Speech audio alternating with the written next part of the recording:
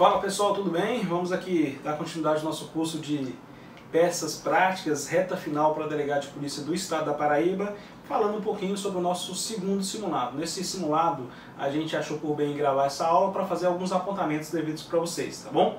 Olha só, simulado 2, sem mais delongas, né? Vamos ser objetivos e práticos aqui para que você possa aproveitar bem o seu tempo e extrair o máximo de conhecimento possível nesse nosso tempo juntos aqui. Olha só, vou dar uma lida para vocês. Policiais civis da Delegacia de Narcóticos da Polícia Civil da Paraíba receberam informações que determinado grupo de indivíduos se uniram para comercializar drogas e estava utilizando um quarto de hotel como ponto de armazenamento.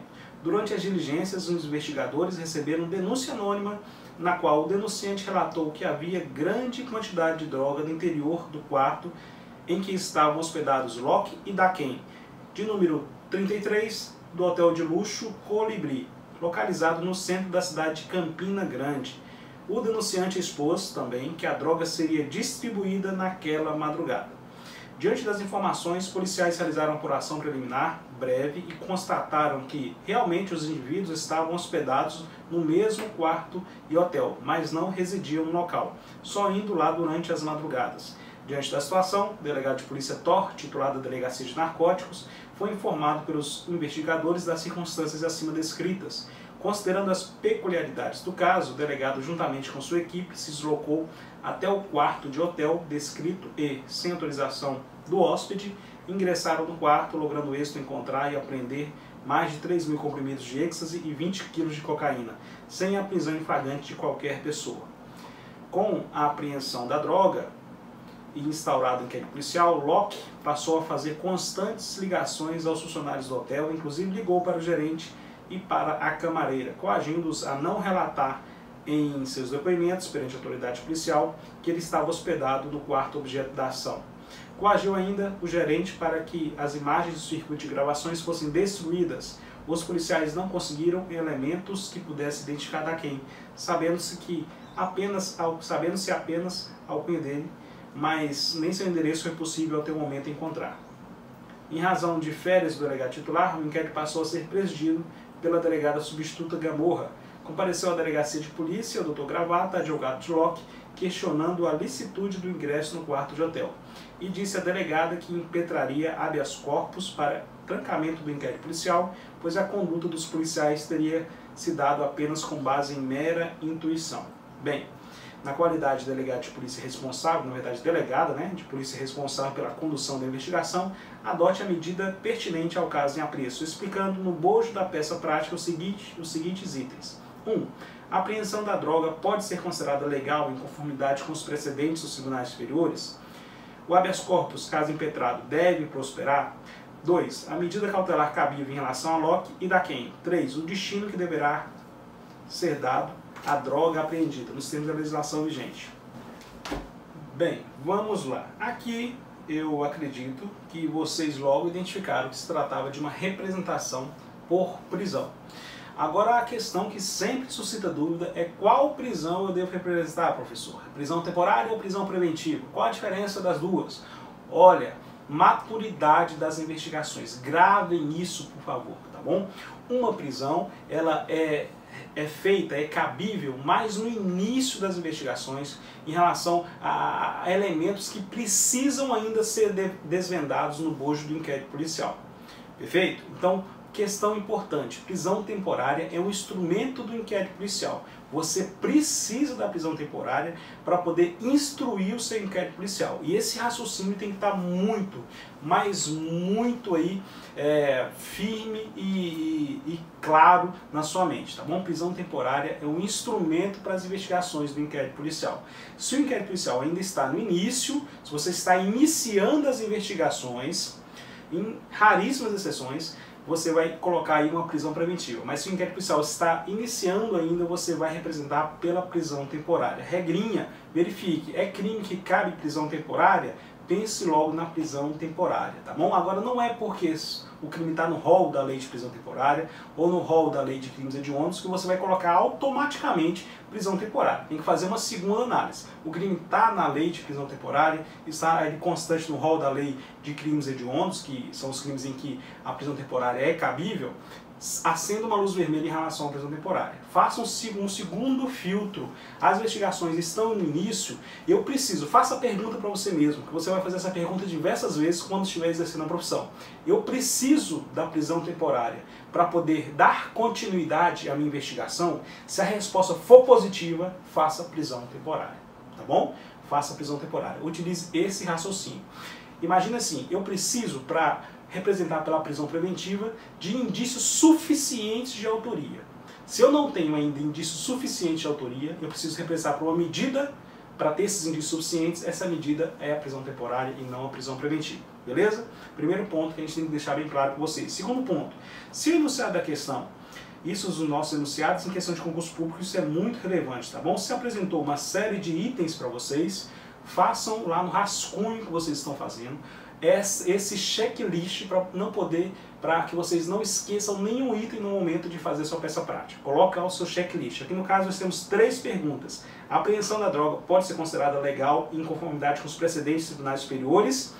E o habeas corpus, no caso, deve prosperar? Ou seja, está pedindo para você aí fundamentar com base nos precedentes jurisprudenciais. Sabemos que existe uma jurisprudência que fala de situação bastante semelhante, que excepcionou aí, atenuou aí os requisitos para você ingressar num quarto de hotel, porque um quarto de hotel não tem as mesmas características de um domicílio normal, que existem crianças, pessoas idosas, uma família residindo ali. Um quarto de hotel, especialmente quando utilizado para práticas ilícitas, não tem a mesma proteção constitucional, assim entendeu o STJ nesse julgado.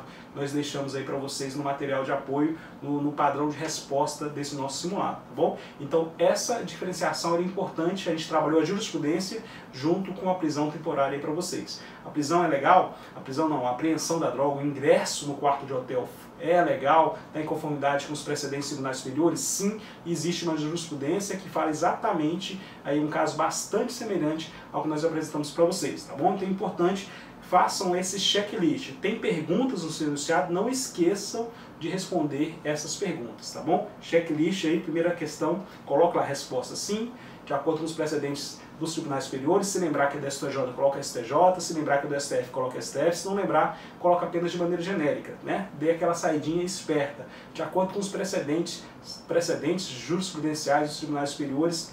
A medida é considerada legal, porque no caso concreto, o quarto de hotel era utilizado para práticas ilícitas e não foi somente, isso é importante falar também, com base na denúncia anônima. Houve aí diligências preliminares antes que a polícia ingressasse naquele quarto de hotel, tá bom? Primeira questão a ser superada. Isso você deveria responder não como uma questão discursiva normal, mas no bojo da sua peça prática, na parte da fundamentação jurídica, tá bom? Beleza, item 2, a medida cautelar cabível em relação a Locke da quem? Já falamos que é prisão temporária, mas olha só, são fundamentos distintos e isso daí você deveria e deve individualizar a conduta de cada um, fazendo, pessoal, isso é muito importante, tá bom? Se você puder levar algo dessa nossa aula, leve isso, você deve individualizar a conduta de cada investigado. Você deve demonstrar ali por que a conduta se encaixa na norma jurídica. Não colocar de maneira genérica. Cabe prisão temporária, conforme previsto, porque é imprescindível para as investigações, porque o crime está na lei de prisão temporária e pronto, acabou. Não é isso. Cada um dos indivíduos tinha um argumento jurídico diferente. Em relação a Locke, ele estava atrapalhando as investigações. Era imprescindível para as investigações, tem previsão na lei de prisão temporária, tem previsão na lei de crimes hediondos, tráfico de drogas, mas além disso ele estava atrapalhando as investigações, procurando destruir provas, intimidando e coagindo testemunhas, impedindo que a instrução, lembram? A instrução do inquérito policial continuasse com regularidade. Esse era o fundamento da prisão temporária de Locke. Em relação a Daquem, o fundamento da prisão temporária era diverso. Qual que era o fundamento? Não tem residência fixa, desculpe, e não tem identificação ali no inquérito policial. Esse era o fundamento da prisão de Daquem, percebe? Fundamentos diversos. Estrutura, destino, desculpe, né? 3. Destino que deverá ser dado à droga apreendida nos termos da legislação vigente. Destino, você tem que lembrar que quando a apreensão de droga sem flagrante delito, tem o artigo 50A da Lei 11.343, que fala sobre essa destinação, tá bom? Isso aqui foi colocado para que vocês se lembrem desse artigo que é importantíssimo aí na Lei 11.343 de 2006. Beleza, passemos aqui para a estrutura da peça prática. Qual que é a estrutura da peça prática, pessoal? Estrutura da peça prática, justamente essa estrutura de representação, uma petição, né? Endereçamento, deveria ser endereçado ao juízo criminal da comarca de Campina Grande, não tinha comarca específica, né? Uma das várias criminais da comarca de Campina Grande. Tem esse pequeno aqui, referência do procedimento, mas não é obrigatório, é opcional, deixa a peça esteticamente mais bonita, mas você não precisa necessariamente fazer isso. Agora o preâmbulo realmente você precisa fazer. Vou chamar a atenção para que você lembre do artigo específico do edital do seu concurso público em relação ao estado que você está prestando concurso. No nosso caso aqui, o simulado para delegado de polícia do estado da Paraíba. Coloque o artigo da Constituição do estado da Paraíba que menciona as atribuições do delegado de polícia. No nosso caso, o artigo 44 da Constituição Estadual. Artigo Código de Processo Penal, lembre-se sempre do artigo 282, parágrafo 2º, que fala sobre a atribuição do delegado representar por medidas cautelares, e parágrafo 3º, que fala que a medida tem que ser sem oitiva da parte contrária, por mais absurdo que seja, né? Agora a regra é que medidas cautelares tenham ciência da parte contrária, mas é claro que na situação como prisões a gente tem que sempre colocar o parágrafo 3º do artigo 282. E a lei temporária, lei 8.072, porque crime também equiparado a hediondo, tráfico de drogas. Beleza, pequena narrativa dos fatos, e aqui você passa para a parte da fundamentação jurídica, que é a parte mais importante da nossa peça prática em relação às representações. Qualquer peça prática, a fundamentação jurídica é importantíssima. Pontos a serem mencionados por vocês.